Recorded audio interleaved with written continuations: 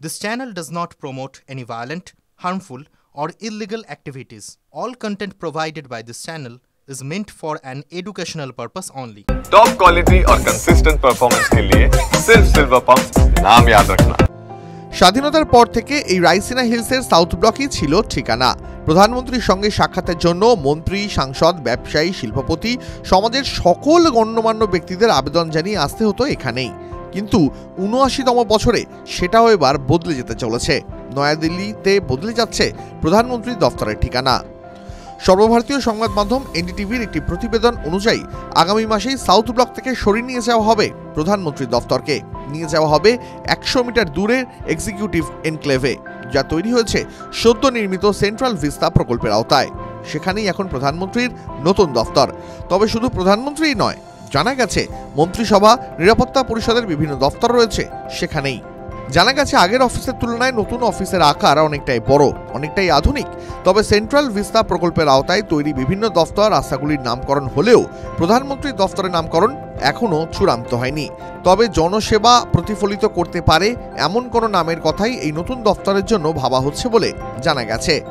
চলতি মাসেই নতুন সেন্ট্রাল ভিস্তা প্রকল্পের অধীনে প্রথম ভবন বা কর্তব্য ভবন উদ্বোধন করেছেন প্রধানমন্ত্রী নরেন্দ্র মোদী। এই কর্তব্য ভবনেই রয়েছে বিভিন্ন কেন্দ্রীয় সরকারি অফিস, রয়েছে স্বরাষ্ট্র মন্ত্রকও। কর্তব্য ভবনে আবার ৩টি ভবন নির্মাণ করা হবে, যার মধ্যে মোদী কর্তব্য ভবন ৩-এর উদ্বোধন করেছেন। ২ এবং ১ নম্বর ভবনের কাজও দ্রুতই শেষ হবে। TV9 Bangla digital.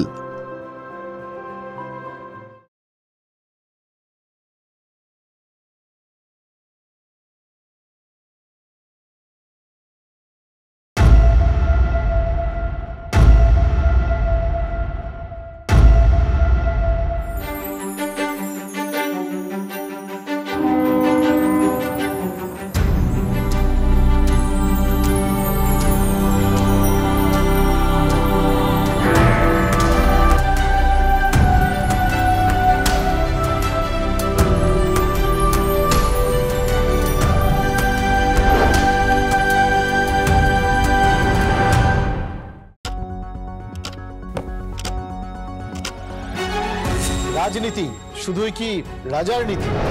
রাজা উজিরের চোখে নয়, আপনার আমার চোখে সমাজের ছবি।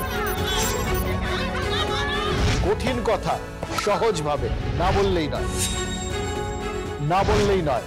প্রতিদিন রাত ৯টায় TV9 বাংলায়। TV9 বাংলা না দেখলেই নয়।